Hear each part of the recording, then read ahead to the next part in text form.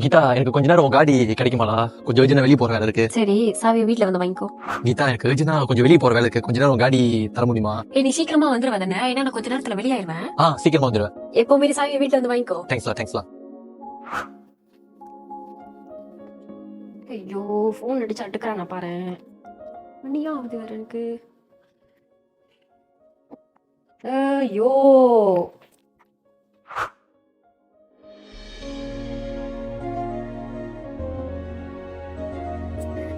சரியான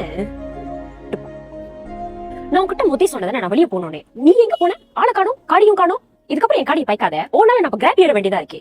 ரிச்சலா, இதுக்கப்புறம் என் காடியை பைக்காத. ஓனால நம்ம கிராப் ஏற வேண்டியதா இருக்கே.